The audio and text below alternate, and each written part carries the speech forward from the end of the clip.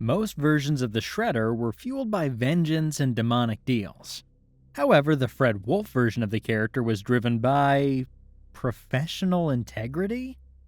Join me today as I dive into the curious life and motivations of the 1987 Shredder. Whoa, who's the dude with the metal face? I've already explained in previous videos how the Shredder was created by Kevin Eastman and Peter Laird for the first issue of the Teenage Mutant Ninja Turtles, inspired by a cheese grater. However, that version was too violent and dark for Saturday morning cartoons. When David Wise and Patty Howarth came in to create the backstory for the character, they shaped one of the most popular iterations of the Shredder. David Wise was already aware of the black and white comic books, so he knew the character had a connection with Hamato Yoshi. This meant that the Turtles and the Shredder had a strong link, making Oroku Saki the right choice for an overarching villain. Of course, in Saturday morning cartoons, every big villain needs a big army. Wise decided to turn the foot soldiers into androids to allow the Turtles to use their weapons without ethical dilemmas. This solution brought a new problem. Where would the Shredder get all this amazing technology from? Even if he could fund his army through the criminal underworld, the androids were just too futuristic for the 80s. That's when Wise created Krang, with the idea of forging a marriage of convenience. These two villains would be forced to work together, as Shredder needed an army to conquer the world, and Krang needed a new body to conquer his world. But back then, Shredder was only known for his one comic book appearance, and Krang was an original character. Kind of. So, by the end of the miniseries, the idea was to merge the two villains into one body. The Turtles creators, thinking this would take the uniqueness away from the Shredder, protested the idea, and the two villains remained separate for the rest of the cartoon's run. Unfortunately, some writers weren't too familiar with Japanese conventions, and sometimes they thought Oroku was his name instead of Saki. To complicate things even more, Saki was known as a girl's name. Because of this, in the Japanese manga and dubbing, the character was renamed Oroku Sawaki. Shredder was voiced by James Avery until midway through the 7th season. The actor had to leave the show because of scheduling conflicts with his other show, The Fresh Prince of Bel-Air. The character was also played by Jim Cummings, Townsend Coleman, Dorian Harewood, Pat Fraley, and Bill Martin. After the show, he would be voiced by Lode Williams and Kevin Michael Richardson. In the cartoon, Oroku Saki was a student of Hamato Yoshi, who was a Shidoshi of the Foot Clan in Japan. But Saki was jealous of Yoshi and wanted to be the ninja master of the clan. One day, when a master sensei visited the dojo, Saki pinned Yoshi to the wall to prevent him from bowing to his sensei. Yoshi realized he was stuck, and when he took the blade out of the wall, the sensei's students considered it an attack on their master's life. This resulted in Yoshi being expelled from the Foot Clan. What say you, all-wise sensei? Oh, okay. I say, throw the bomb out! Things changed drastically after that. Saki became the clan's leader and turned it into a criminal army. One day we'll get a proper explanation of what happened next. All we know for sure is that Shredder moved to New York, where he met Krang, an exiled, disembodied brain of a Dimension X warlord. The alien gave Shredder advanced technology in exchange for helping create a new body for himself. Together, they planned to rule the Earth. This technology was so impressive that all human foot ninjas were replaced with androids, also known as footbots. During this time, Saki also found out Yoshi was living in the New York sewers. Unable to leave things be, he tried to kill Yoshi using the mysterious mutagen from Dimension X. He didn't know that this wasn't a normal toxic chemical, and as a result, unbeknownst to him, he created his worst enemies, the Teenage Mutant Ninja Turtles. This was Saki's biggest flaw, not being able to leave things alone. He had already exiled Yoshi from the clan, and the poor guy was living in the sewers. There was no need to get revenge on him anymore. Your hairy little friend knows me as Oroku Saki. But you may call me the Shredder. To conquer the world, the Shredder needed to steal advanced technology to power up his war machine, the Technodrome. This wave of high-tech robberies caught the attention of April O'Neil and the Ninja Turtles. After spying on the Turtles' fighting style, he realized that Hamato Yoshi must have survived his foolproof assassination attempt. Realizing that mutant ninjas had an advantage over his footbots, he decided to create mutants of his own, Bebop and Rocksteady. He used Splinter as bait to lure the Turtles onto the New York City streets into the Technodrome, a fortress so mighty that no one ever bothered closing its doors. When Shredder explained to the Turtles that he was responsible for their creation, he offered them a chance to join him in conquering the world. Does the phrase, "go suck a lemon," hold any meaning for you? The Turtles freed their master, fought the two New Mutants, and officially declared war on the Foot Clan. Saki soon realized that if mutating beings wasn't the solution, demutating them would be. He created a retro mutagen gun that could be Yoshi's last chance to become human again. Of course, such a weapon could also be used to turn the Turtles back into pets. Tonight I dine on turtle soup. Splinter prioritized his students' well-being over his only chance to be human again, and destroyed their retro mutagen gun. With that out of the way, the Turtles sent the Technodrome to Dimension X and prevented Krang's invasion. Shredder's personality shifted towards a more comedic tone from the second season, mainly due to the influence of Jack Mendelson, who took the role of showrunner and was known for his comedy writing. This was the Shredder most people remember. Not ruthless and selfish, but a victim of his obsessions and a professional villain. This change was caused in the story by the shift in power dynamics of his partnership with Krang. Shredder found himself fighting to redeem himself while following Krang's orders. Shredder couldn't eliminate the Turtles, but Krang managed to bring back the Technodrome from Dimension X. With this technological fortress, Krang was ready to tear down the city and use it as his base of operations. But, as usual, the Turtles and Splinter stopped them, and the Technodrome ended up drilling itself into the core of the Earth, where it would spend an entire season. At this point in the run, it was a given that Shredder and Krang would never win. But what if one day Shredder won? That's what writer Francis Moss asked himself when he did a take on It's a Wonderful Life, where the Turtles never existed and Shredder took over the city. Perhaps without the Turtles around, Shredder was never humiliated and became more powerful than Krang, leaving him behind in a battered Technodrome. Furthermore, he used Channel 6 as his base of operations, with April and Irma as his personal harem, and non-mutated Bebop and Rocksteady as his henchmen. Mutants? Bebop and Rocksteady? I thought they were just really ugly humans. While this what-if scenario was only a dream the Turtles were having, it made a point that Shredder couldn't handle ruling the city, as it was just too much work for him. In other words, for Shredder, happiness was in trying to conquer the world, not in ruling it. Sadly, this wasn't Shredder's dream, so he never got to learn from it. In any case, the Technodrome finally returned to the surface, just in time to create a giant dimensional portal that could pull the Earth into Dimension X. Splinter and the Turtles got into the Technodrome and humiliated Shredder once more in battle. This infuriated him, and instead of letting the portal do all the work, he used the Technodrome to chase and destroy his enemies. The Turtles set up a trap for him, and when he was in the right position, they launched a missile that pushed the Technodrome into the portal. It could be worse. We might have wound up in Dimension Z. Come here. So far, we know that Shredder was a villain because he had a sense of conquest over others. But what could have put him on that journey? Writers Francis Moss and Ted Peterson gave us a very insightful episode titled Shredder's Mom, where his mother, Miyoko, was introduced. This was a favorite trope of Francis Moss, as he would later create Robotnik's mom for the Adventures of Sonic the Hedgehog. Technically, it's the same character with a similar backstory. In that episode, Shredder and Krang threatened the world's leaders with accelerating global warming. The televised message was witnessed by Miyoko, who was living at a home for retired villains in Fort Lauderdale.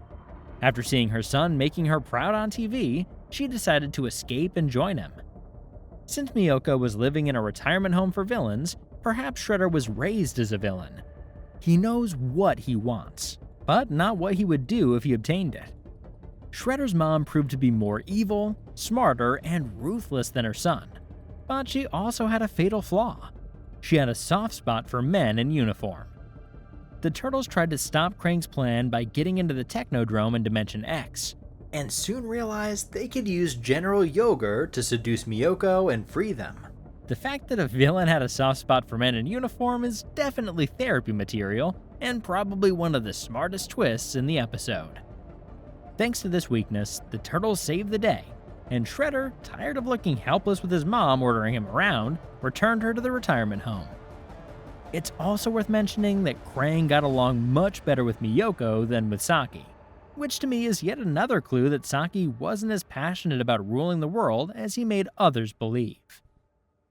However, being raised by a villain shouldn't be a reason to become one, and that's what writer Dennis O'Flaherty explored in the episode My Brother the Bad Guy. The story introduced Kazuo Saki, Shredder's brother, who was a lieutenant of the Tokyo Police. Following one of Shredder's crimes in Japan, Kazuo crossed paths with the Turtles, who were also investigating Shredder's latest plan to bring the Technodrome back from Dimension X. Kazuo got close enough to try to arrest Saki, but Shredder didn't have any problem being extra ruthless with his brother, whom he cuffed with the intention of letting him die.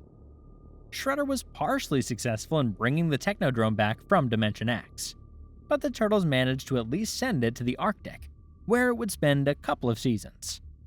It's very telling that Kazuo believed in rehabilitation and hoped that his time trapped in the Arctic would be enough for Saki to reconsider his ways. The show gave us a glimpse of Shredder's upbringing, but never delved into any romantic interests. Could there be someone out there who could make Shredder reconsider his journey? Perhaps this could have been the focus of a lost episode titled Shredder in Love. According to the USA Congress Library, the episode was created in 1991, which would have either placed it in Season 5 or 6.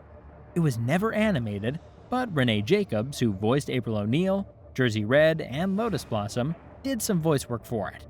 According to her, it was a clever script. Maybe one day we'll know more details about that script. Looking at the whole show, Shredder doesn't seem like the romantic type. In fact, his marriage of convenience with Krang is the closest thing he ever seemed to have to a relationship. Writer David Wise went deeper into Saki's jealousy of Yoshi in the episode titled The Legend of Koji. In that story, it was revealed that one of Saki's ancestors, Oroku Sancho, could have been the founder of the Foot Clan had it not been for Hamato Koji. Shredder tried going back in time and changing history, but the Turtles and Splinter prevented it. Shredder was eventually successful in bringing the Technodrome back from the Arctic. Not only that, he also sent the Turtles to Dimension X and took over the city of New York. From Dimension X, the Turtles opened a communication channel with the Technodrome and defied Shredder to a final fight. Having conquered the city, Shredder simply turned off the communicator and left the Turtles stranded in Dimension X forever. Just kidding. Of course, Shredder transported the Turtles back to Earth and fought them all. Leonardo and Raphael valiantly fought the Shredder in the streets of New York, while the others cunningly tricked the Rock Soldiers into returning to the Technodrome. Once all the soldiers were inside the giant fortress, Donatello skillfully programmed a portal to appear in front of it, and the Technodrome was sent to Dimension X, leaving Shredder, Krang, Bebop, and Rocksteady behind. The villains escaped, now starting from scratch. Removing the Technodrome was an excuse for updating the show for its 8th season.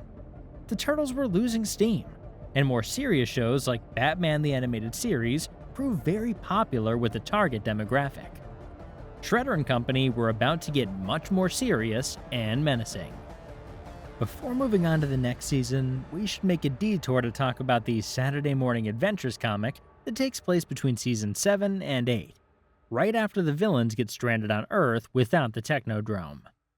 The comic takes place in the same universe, but for obvious reasons, it's not part of the show's canon, which ended almost 30 years before this comic came out. Still, writer Eric Burnham tries to make his stories fit into this time window, despite the occasional continuity slip. This series is ongoing, and I'll cover its stories in future videos. However, it's worth mentioning that the book placed Turtles Forever, the movie where the Turtles teamed up with the 2003 version of themselves, in the future of the timeline. This happened when Shredder, instead of bringing the stranded Technodrome from Dimension X, decided to get the upgraded one from that movie. Of course, the Turtles stopped that from happening. Going back to the show, Shredder and company remained the main antagonists for one more season. Still trying to get the Technodrome back from Dimension X, Krang found the perfect lair for them, the Hall of Science in the abandoned New York World's Fair. Hoping to find equipment there, they tried to seize it, but soon found opposition from an alien named Berserko. As a result of this conflict, Krang was kidnapped. In a smart twist, Shredder ordered the Turtles to rescue Krang from Berserko and bring him back at a designated time. Otherwise, he would blow up the Channel 6 building. Despite rescuing Krang, the Turtles arrived 1 minute too late and witnessed the explosion of the Channel 6 building. Fortunately, Splinter had rescued the supporting cast just in time.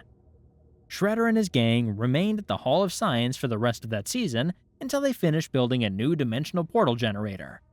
With nothing stopping them anymore, they jumped to the planet Bellerophon, where they finally powered up the Technodrome. The Turtles also jumped into Dimension X, where they had to avoid being demutated by Shredder. But this wasn't enough of a challenge, and the Turtles finally destroyed the giant fortress's engines before returning home. The Technodrome, with all its inhabitants, was then grabbed by a huge plant monster and taken to the depths of a crater. From that moment on, the Turtles had to face a new villain, Lord Dreg. This alien conqueror found opposition from the Turtles, and after hearing about Shredder and Krang, he decided to bring them back to Earth to help him defeat the Turtles. Lord Dreg made some false promises to Shredder about splitting the planet among themselves. Not only did the two villains not buy it, but they also wouldn't settle for just a part of the planet. Now realizing they had competition, they escaped from his army and started plotting a way to take him down. But they, along with the Turtles, were captured again. And that was when Lord Dreg revealed his plan. He wanted to absorb their essence, knowledge, and powers. Shredder disconnected himself from the siphoning machine and escaped with a drained Krang. Once they were safe, he gave Krang a life energy transfusion to bring him back to life, and together they started plotting revenge to take down Lord Dreg and his army. Shredder and Krang could have been successful that day, but the Turtles put everyone on a platform and sent them somewhere else in the universe. This was Shredder's last appearance in the show.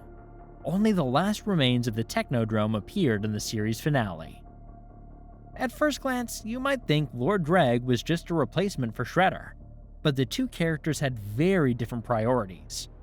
While Saki was obsessed with conquering the world and getting revenge on the Turtles, it never drove him mad. Lord Dreg, on the other hand, became increasingly insane, which in the end was his downfall. Shredder appeared again in 2 other projects after the show's end, not counting the Saturday morning adventures. The first one was Turtles Forever, a movie that coincided with the 25th anniversary of the Turtles and teamed up the 1987 and 2003 universes.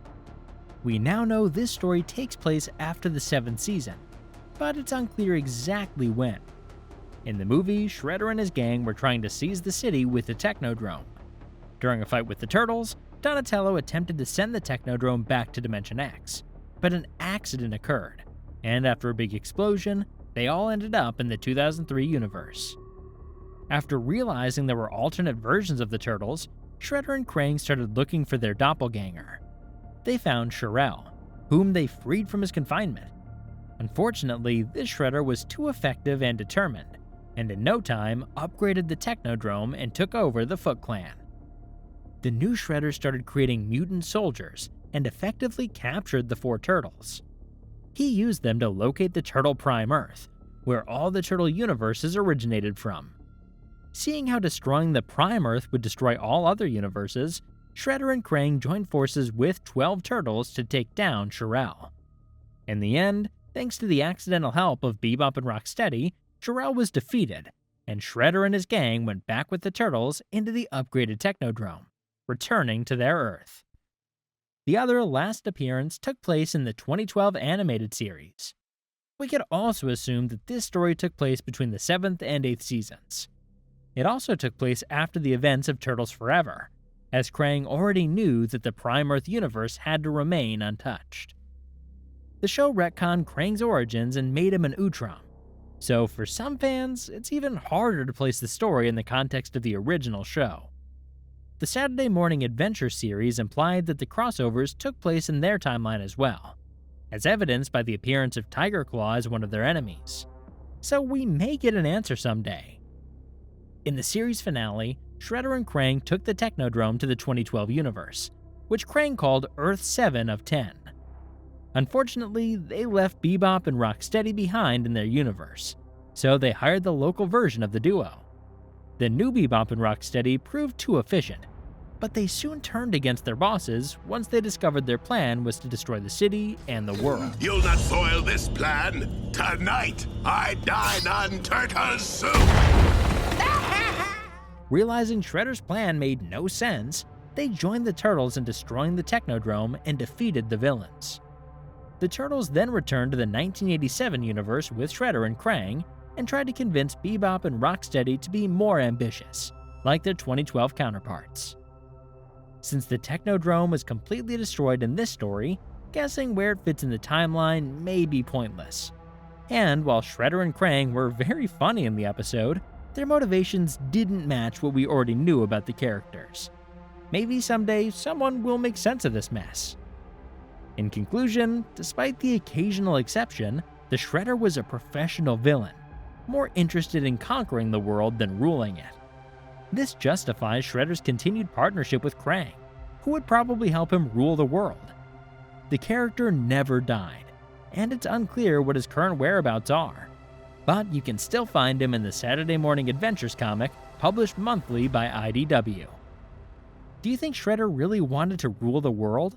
Could his lack of motivation for ruling the world be why he was so inefficient? Leave your comments below. Thanks for watching, see you in the sewers.